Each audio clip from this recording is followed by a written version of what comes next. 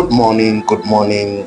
This is the Joseph's family. My name is Apostle Joseph Kavai, and my beautiful wife is Mrs. Apostle Trixie Kavai.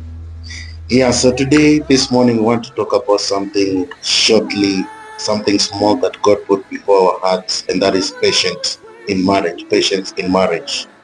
Yes, and we want to remind people of what the Bible says about patience, and the Bible talks about in Ephesians chapter 4 and from verse 2 that with all loneliness and weakness, with long suffering, forbearing one another in love. That with all loneliness and meekness, with long suffering, forbearing one another in love. So what we need to learn from that is that marriage is not sustained by love alone, it is preserved by patience. Yeah, and patience is the backbone in marriage. Without patience, you cannot be able to live with each other peacefully, because patience is what will be able to help you be able to balance your expectations, balance your emotions, Yes. balance your weakness when they are exposed. Without patience, you cannot survive together as a couple. Yes, and love starts the union, but patience sustains it when emotions fluctuate, when expectations are unmet, and when weaknesses are exposed, because that is when actually patience comes into display. That when patience sustains that love when emotions fluctuate, when expectations are unmet, because those are the times that you will begin to fight and your patience will be tested in that marriage.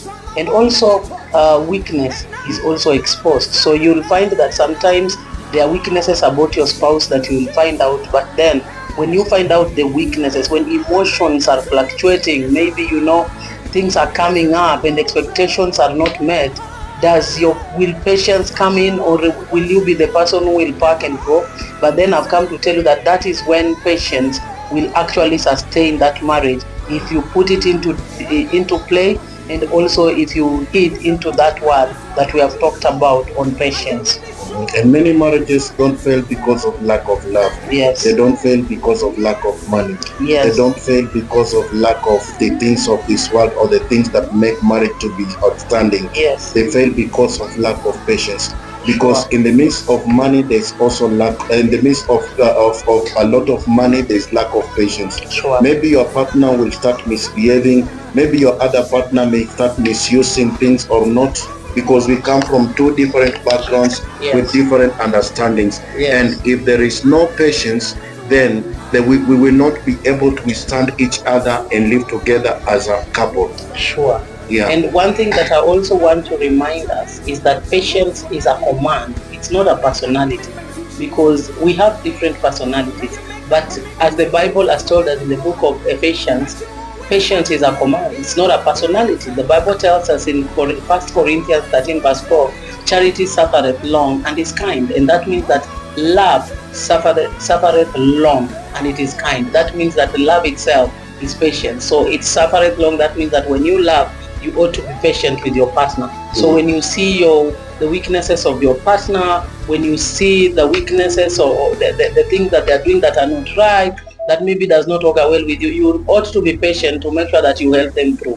So patience is not optional, it is a spiritual requirement. That is one thing you need to know. So as you're building your godly marriage, just remember that patience is not optional. It is actually a biblical command, and it is a spiritual requirement. You are not patient because your partner is easy. You are not patient because God commands it, but you're patient because you practice it because you want the marriage to work for you. Mm-hmm. And if you only act based on how your spouse behaves, your marriage becomes reaction driven, not spirit filled, not spirit led. Yes. So your partner or you will begin to react according Yes. to whatever is happening around you, and not being led by the Spirit of God. Another thing that you need to understand is that patience is a proof of maturity. Yes. And it's not, in marriage, it's not about masculinity, because it comes to a point whereby one of you has to become a neutralizing factor. Yes. Because you are supposed to have one that will stand out and be calm down and bring the other person down so that the relationship can continue. The Bible says in the book of James chapter 1 and verse 4 that but let patience have her perfect work, that you may be perfect and entire, wanting nothing. So marriage exposes immaturity very quickly. It shows how immature somebody can be, and it is portrayed through anger, control issues, pride, emotional instability. So sometimes when you find yourself that you are angry all the time, you don't have control over issues, and you're proud, and you have some level of emotional instability, then it will show a sense of immaturity. But then on the flip side, when you want to exercise patience and you ask God for patience, God begins to help you on how to work on anger, on how to work on self-control and control issues where you need to control. You have to work on your pride and also your emotional instability, because remember, you are doing this for your spouse so that you can work together and you can even live longer, and your marriage will be exemplified. Yeah, the truth is that impatient people demand instant change. Mature people allow process. Yes. Impatient people demand instant change. They want things to change instantly. You enter marriage, you want to have a car immediately, you want to stay in a bush estate, you want to get all things, but you see, marriage is process oriented. Yes. You have to come from somewhere to there where you want to go. Yes. Expectations are not automatic. Expectations are gradual. They are also process oriented. And so for you to get where you want, you need to understand that impatience will destroy that marriage before it becomes mature. Yes. Patience handles imperfections without distraction. Yes. So when we talk about that, in the book of Colossians chapter 3 and from verse 13, bearing with one another, forgiving one another. So that's when we are talking about patience handles imperfections without distraction. So it takes care of imperfection, but it doesn't destroy marriage, it doesn't destroy you, but then it helps you to, bear with one another, forgiving one another. So you have to exercise forgiving, you have to exercise bearing with one another, so that at the end of the day, that forbearance is what will make the marriage to actually, get somewhere. So your spouse is not perfect. There will be habits you don't like. There will be delays in growth. There will be repeated mistakes. But then during those kind of situations, then what are you going to do to ensure that you get somewhere? You have to exercise patience. So as we conclude. Yeah, as we conclude, you need to understand that patience prevents words that damage destiny. Yes.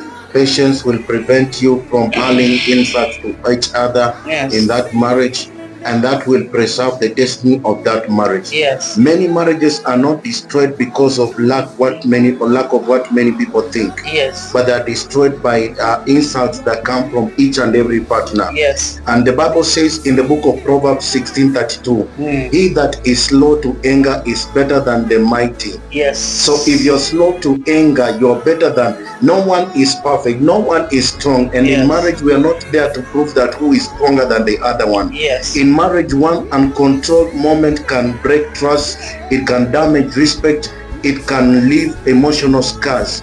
Patience gives you time to think, space to calm down, wisdom to respond instead of reacting.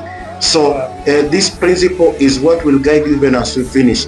Not every feeling deserves expression. Some emotions need processing, not speaking. Yes. So thank you. Very powerful. Yeah.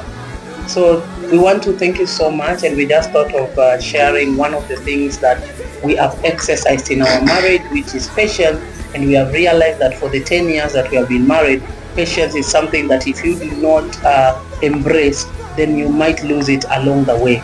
You want a marriage that is exemplified, you want a marriage that is, portrays the image of God, then you have to exercise patience, not as an emotion, but as a command, as a spiritual command from above. So thank you for tuning in today.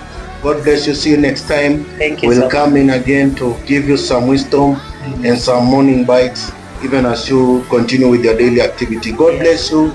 and have a wonderful day, wonderful life, wonderful month, and God be with you. God bless you all. Thank you so much.